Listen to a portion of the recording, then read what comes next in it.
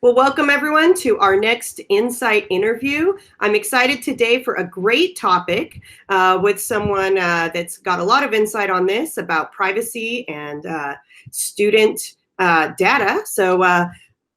We have Casey Agena with us today. Can you please, Casey, introduce yourself and tell us why did you become an educational leader? Why are you passionate about this stuff? um, Thanks again for having me, and I think that you look me up. I mean, I've kind of traversed geographically all over the place, and done a lot of work with education technology and in the classroom to education leadership all the way on through. But I think the one thing that really drives me is finding something that is not necessarily one where people go towards, and finding a way that I can lend myself and my background and passion around innovation, creativity, and plugging that in. And this particular topic around data privacy, and which is something that we are all familiar with in terms of education technology, but with the caveat of what is unfortunately happening across our schools in terms of what we see in terms of school safety and some student violence and to the dismay of us in education, what post Parkland what has done to us in terms of the optics of school safety, and what education technology and data and student engagement online through personalized and blended learning could, and should it provide insight into students and their online life, positively and conversely negatively.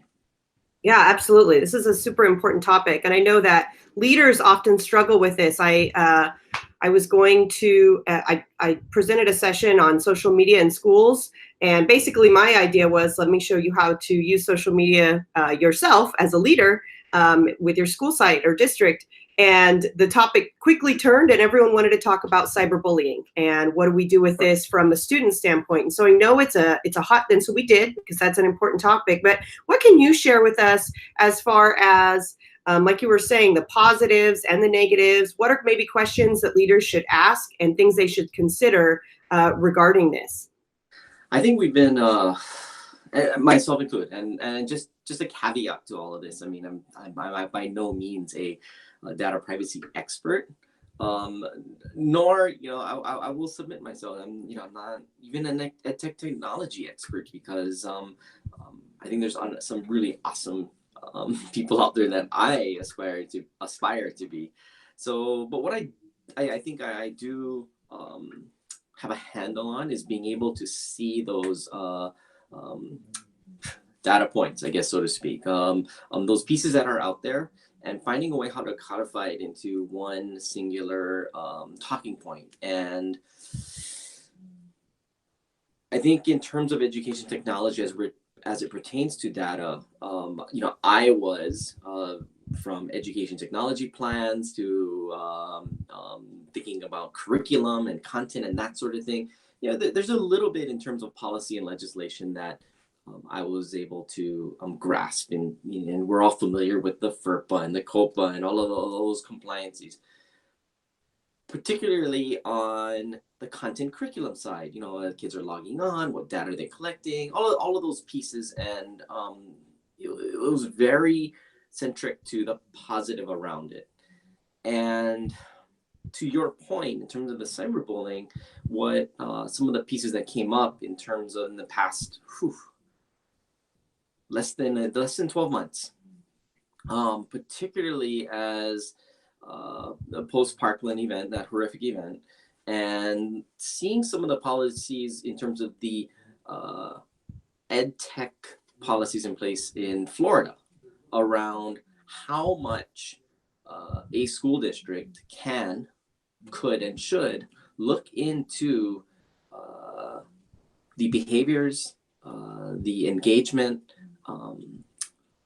discussions that are not just happening in social media, but as we all know, some of the chit chat is not just happening there, but it's happening through the chat box in Google. It's happening in images that they're posting through Google Docs, in district assigned accounts and or district assigned devices, including personal devices.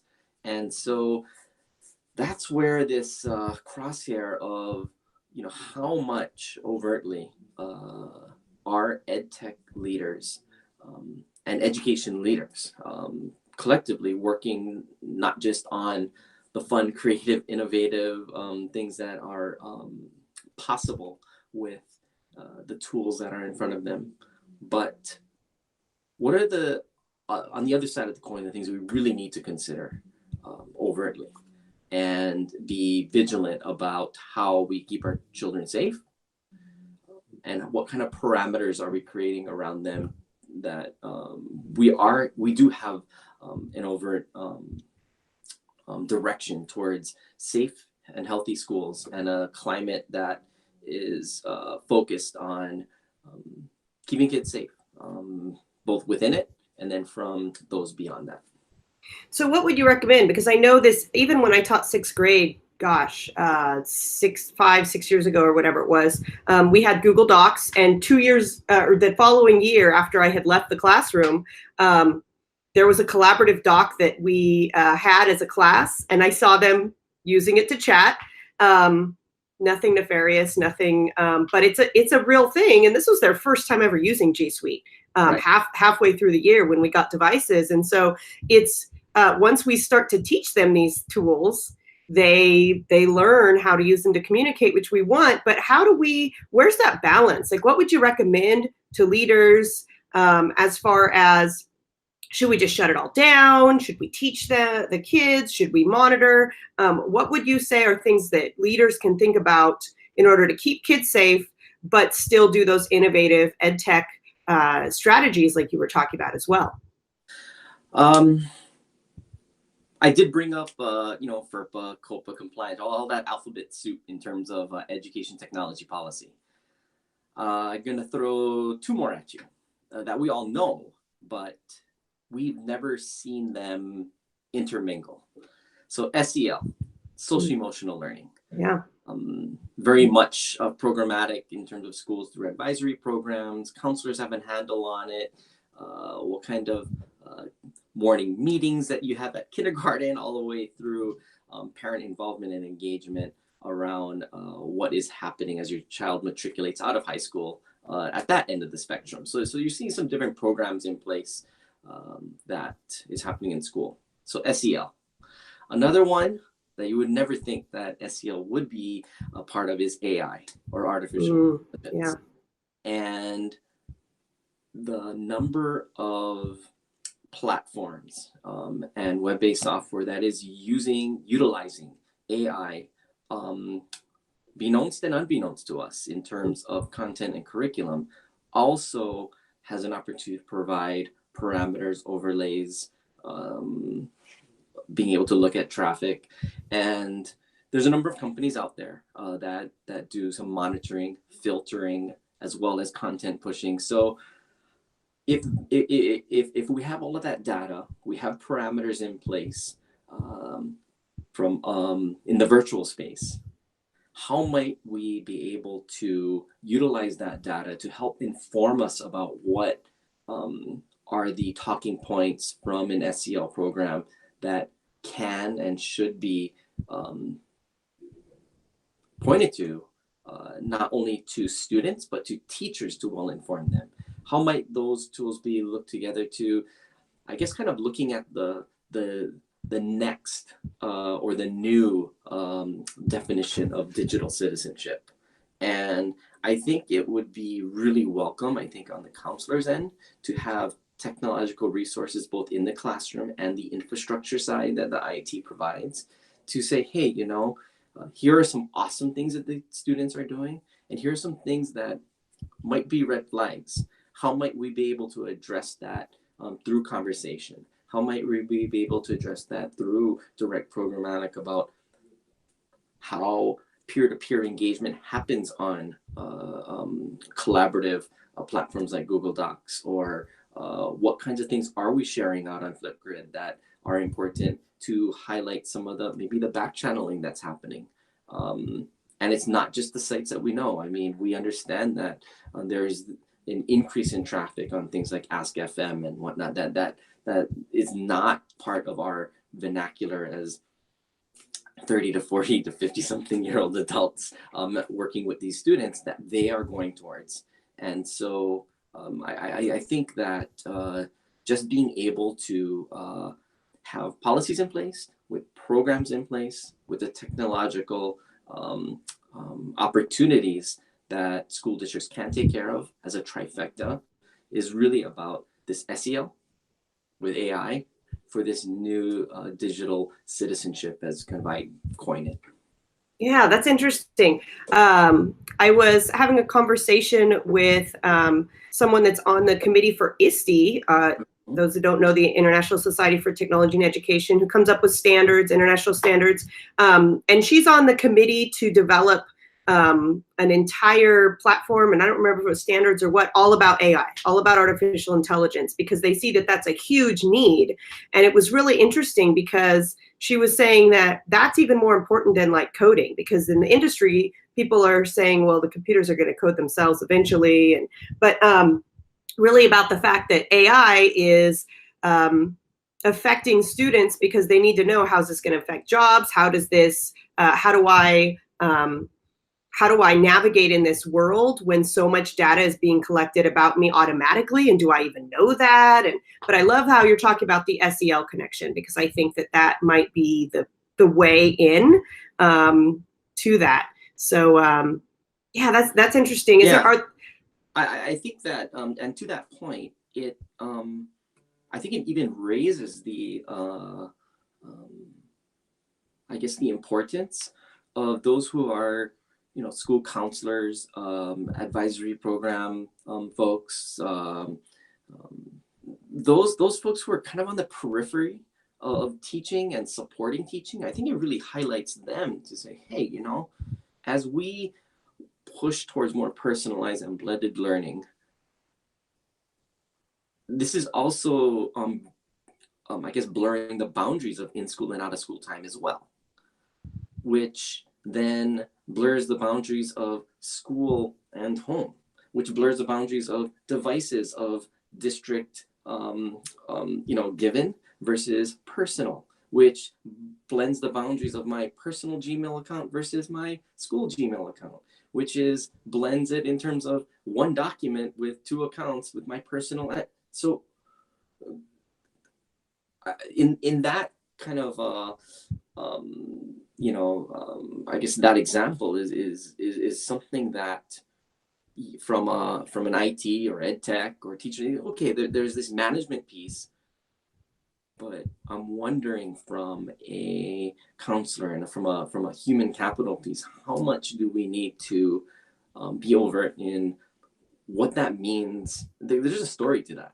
And I think our counselor will come up with a lot of different things that are important to highlight with inside the classroom, with their parents. And it's not just signing an AUP form. I think it's beyond that.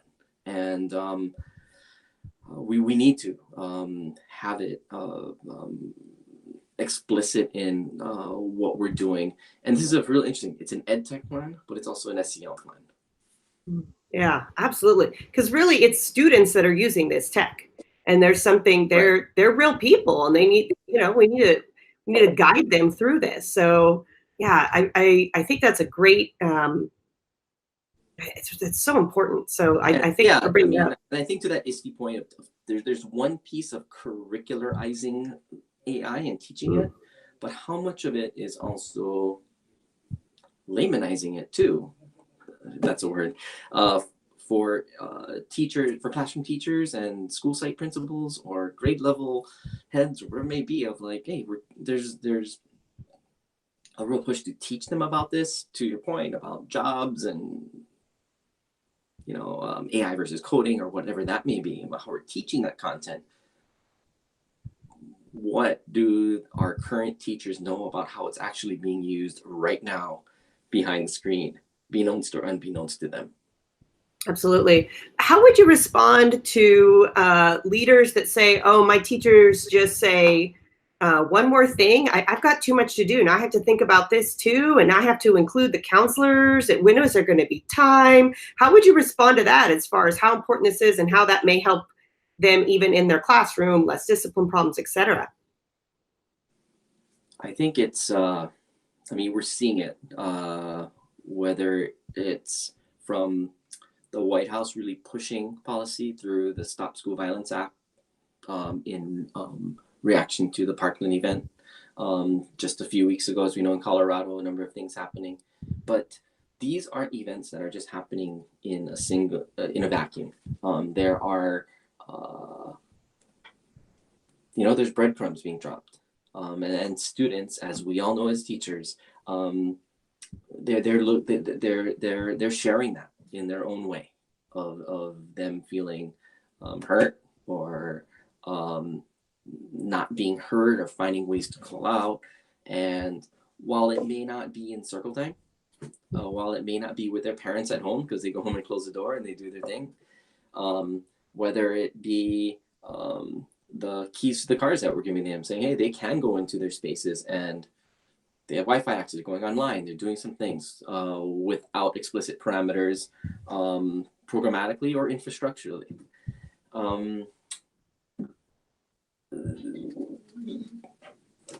Unfortunately, I think that needs to be part of it. I think this just kind of 3 or 4 dimensionalizes the idea of school safety, and not just in terms of the cyberbullying that you alluded to of the out, but is it also then the inward? That's those self-harm pieces, those things that they're just struggling from a mental health piece. So I just think as school leaders, where there's another thing, we don't want another thing to happen to then cause us to that. Let's be proactive about this. Let's get in front of the 8 ball. It's not just about having more cameras up around our school, but I think it's about what's happening in the guts of the school, what's happening on inside with the personnel, with the people. Let's build out relationships, and for the teachers and education leaders to know that there are parameters, both programmatically, policy-wise, and infrastructure that is supporting what's happening in the classroom. Excellent. So where would you recommend that leaders go if they are looking for more information, specifics? If they say, you know what, Casey, you're right. I really need to keep my kids safe online in the infrastructure we have, blending it when they go home with our devices, if they have that, whatever it happens to be. Where would you recommend that they start? Where can they go to learn more about this? I think they start with where they're at. I think really looking at what's happening within their school and in their district, both on paper, both programmatically, and both from the optics side. Look inside, because to students you teach, the stakeholders that you have, your parents, your colleagues that you have in school, and then how is that, and of course the optics that are out there, how is that aligned or misaligned with what your education strategic plan or your ed tech plan is it really calling that out? And I think from there will be some questions. Hey, there's all of these things happening. What are we doing as a school, as a district, to attack this head on? That we are concerned not just from creativity, innovation, all of those cool kind of things, but we're also on the other side of the coin. We're really overtly taking on this school safety and student safety, and we're personalizing that too. And I think from there, if it checks boxes for the people there, and if it doesn't, I think that's where then, hey, site leaders like all of us here can then point to direction. But it starts with looking inside. That's where I think you're going to see if, well, we're doing this or we're not doing this. Yeah. And I wonder if even just like surveys of parents and students, just to find out. Yeah. I mean, as we know, parent involvement in school climate, regardless of which of the 50 states that you are in, or international schools, that is a part of the health and wellness of a school or a district. And you take that data from a survey.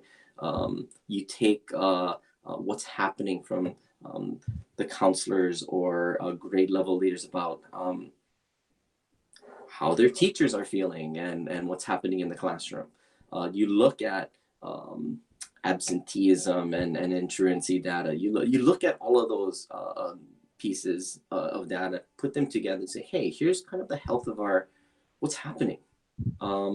What does, on the IT side, what does traffic look like for our students? What are the things that they're really going in terms of education? What are kind of the social platforms, websites, things that they're going on through the devices and or accounts that we're giving? Are those data points? And how are those connected to the school climate? And I think that then can help in terms of a direction and a conversation. Yeah, absolutely. And I think that's a great holistic standpoint for leaders to think about. There's so many things that affect everything else, but really all about that school climate.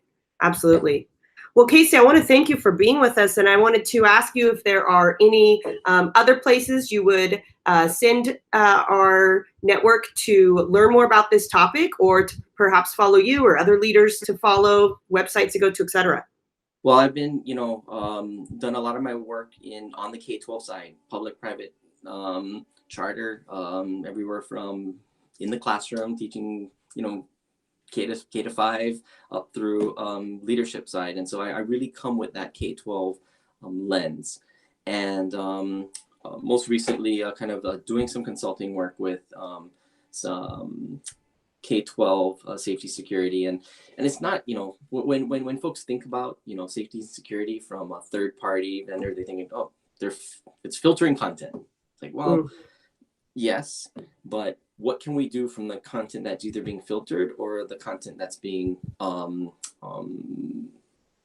of mined as data as well? And how do we use that to our advantage? So I've been working with a company and I think that we're looking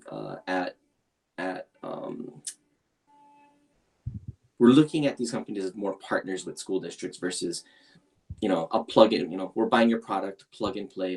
Let's now we've checked our check boxes of having a safe internet, and I think that there's an opportunity to do things a little bit more holistically, to your point of view, on what school safety means, what creating a healthy climate means, and what does it mean to really have that great connection between school and home.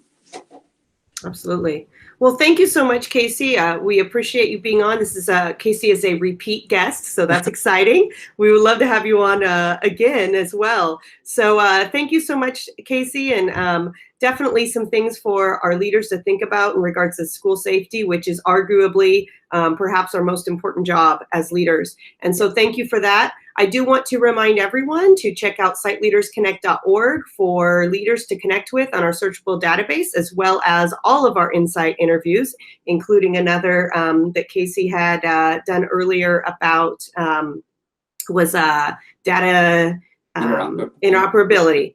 Yeah. That's a tricky word. I was trying to say it correctly. So definitely check that out. And again, thank you, Casey. Any last parting words before we head out? Be online, be engaged, and on the other side, be vigilant and be aware. Excellent. Thanks so much, and everyone have a wonderful day.